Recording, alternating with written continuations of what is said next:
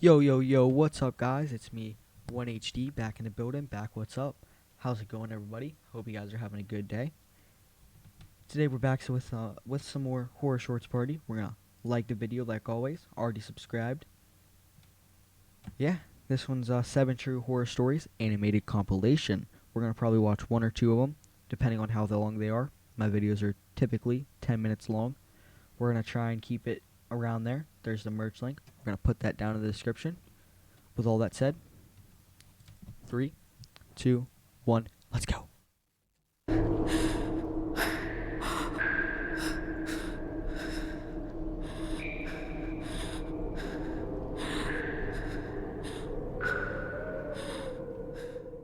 It was the Halloween night of 2011 when I was out trick-or-treating with two of my close friends.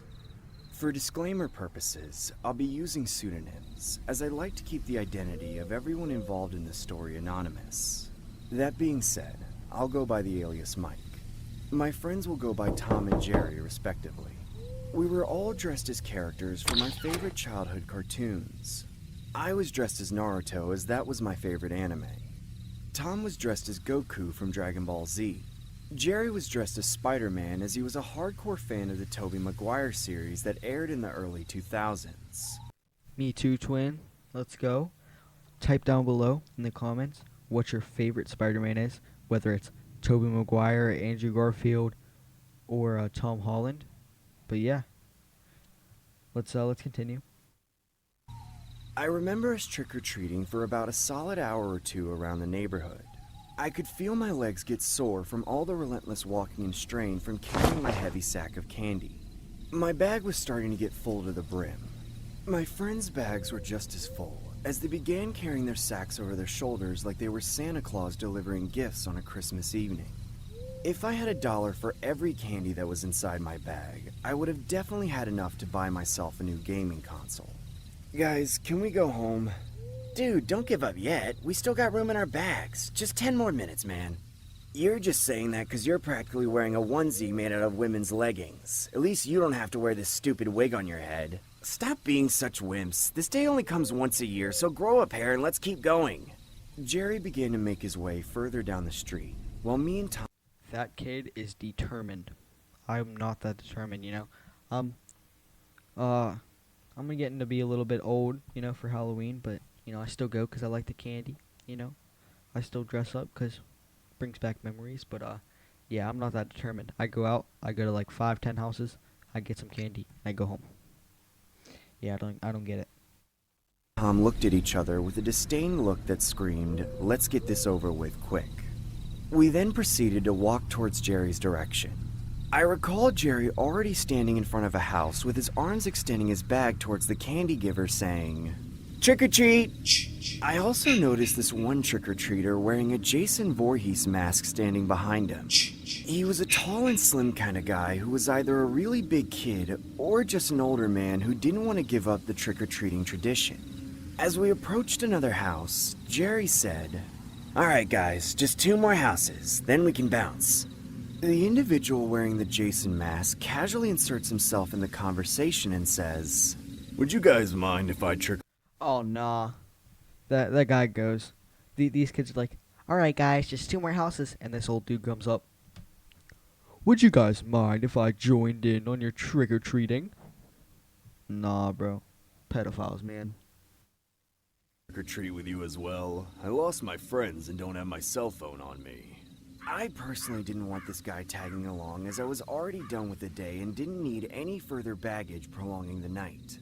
I casually make eye contact with Tom and Jerry while desperately trying to portray signals to not accept the guy's request. Jerry enthusiastically says, "Yeah, sure, let's go." Thanks, guys. You made my Halloween so much better.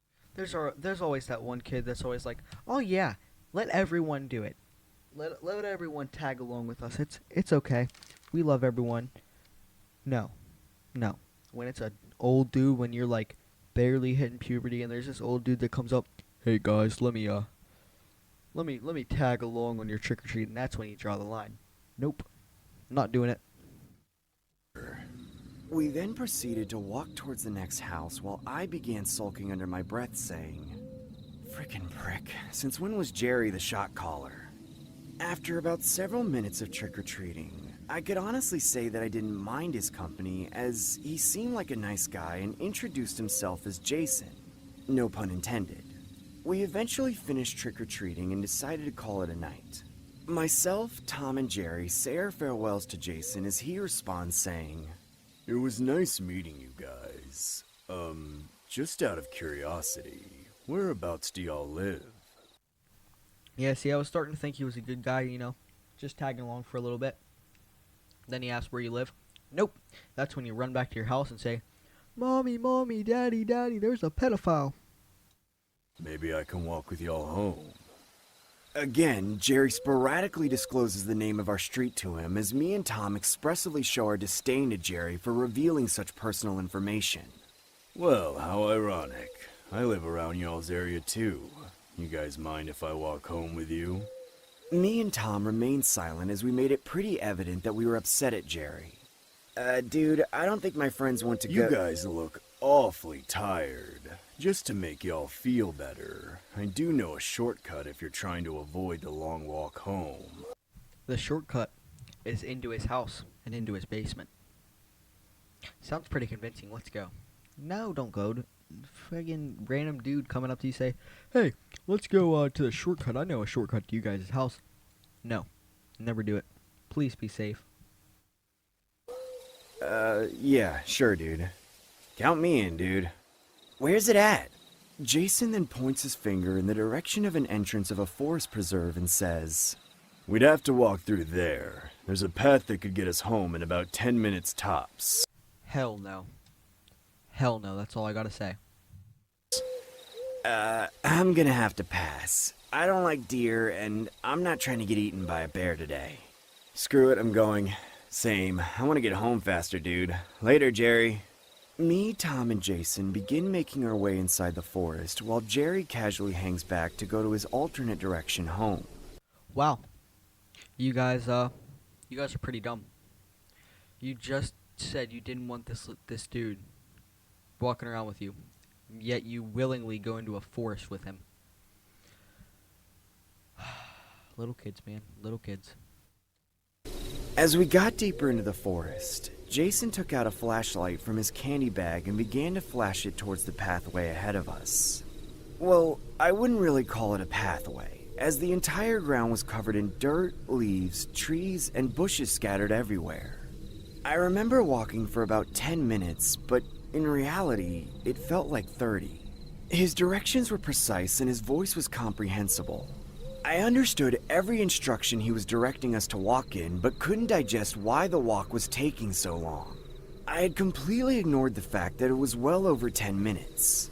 For better context, me and Tom were leading the walk while Jason shined his flashlight from behind while giving out directions. Yo, are we there yet? My legs are freaking killing me, man. Dude, when are we gonna make it home? It's been like 20 minutes already. We'll be arriving there in just a minute, boys. As we began to walk further down the forest, I casually turned my head to glance at Jason, only to see him wearing his mask still, despite trick-or-treating being over with.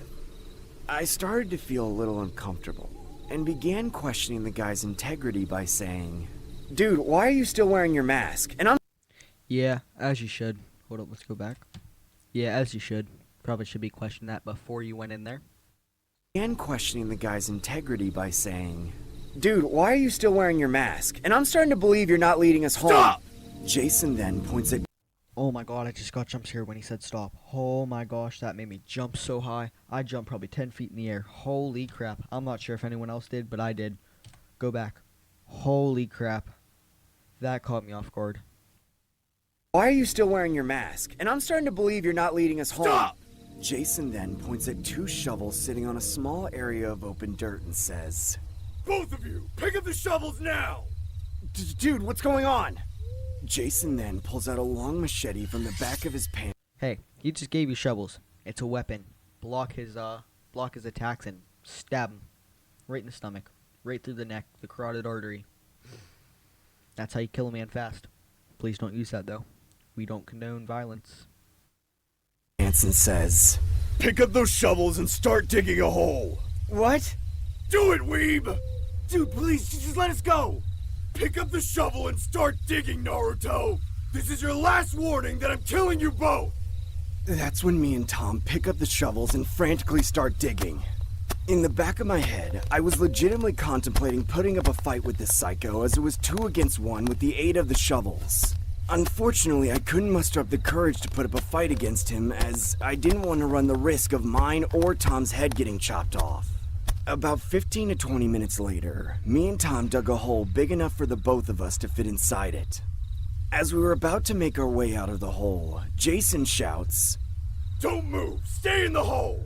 As he forcibly grabs both the shovels away from us while holding the machete against us. Jason then tucks the machete inside his pants, grabs one of the shovels, and begins burying us alive with the dirt we just dug out. I began to feel my vision getting blurry as the overwhelming amount of dirt he was tossing at us impaired my vision. Please, I don't want to die. I'm too young for this, please! Please, let us go! Why are you doing this? We're only kids! All I remember thinking about in that moment was how a human could do such an inhumane act, and how I was literally going to share my remaining moments on Earth being buried alive with my best friend.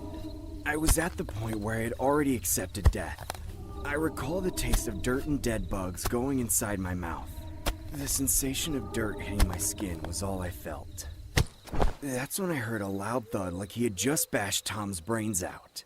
I couldn't hear or feel any more dirt hitting the surface of my face. I rubbed my eyes to clear my vision, only to see Jason laying face down on the ground unconscious, with my other friend Jerry holding the shovel.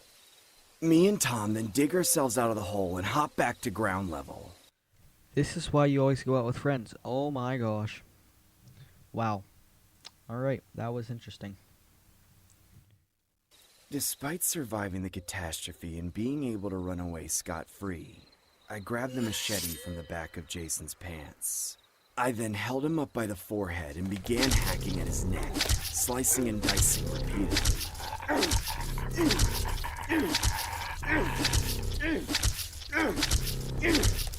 I eventually decapitated his head while my entire Naruto costume was covered in blood. I remember seeing my friends nonchalantly watching me with a gaunt emotion. Wow. That took a dark turn. I did not expect that. Oh, okay. These little kids are crazy nowadays. Almost like my sadistic actions didn't even faze them. I then pushed his body into the hole as my friends began to collectively bury him. As outlandish as the story sounds, it was a true story that actually happened to me. I always wondered what heaven would be like if I was to die alongside my friend Tom that night. Jerry was initially supposed to head home, but decided to follow us as he saw the machete tucked in the back of Jason's pants. He began to directly follow behind our footsteps and unexpectedly witnessed the altercation go down. As we were getting buried alive, he used the opportunity to knock Jason out with the second shovel sitting behind him. I still don't know to this day if his remains were ever discovered. All I know is that I had a deadly conscious seep inside my head that night. Kid, you better hope that they didn't find that body, 'cause they're gonna find the fingerprints on that machete unless you took it home. But I don't know why you do that. Yeah, that's pretty upsetting. But at the same time, a hint of satisfaction. Oh nah, you just murdered someone and you start laughing. Hell no.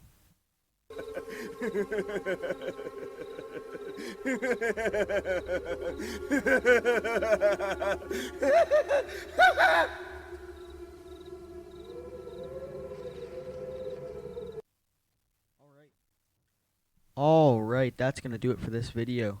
Hope you guys liked it, but yeah. Let me know what you guys would have done. I don't think this story's true, but it definitely was entertaining. But yeah, let me know down in the comments below what you guys would do if you were in this situation. Would you kill him, or would you, just bury him alive or something? Let me know. Now, that's going to be all for this video. Hope you guys liked it. If you did, make sure to tap that like button, subscribe so you never miss another video, and we'll see you guys in the next one. Peace.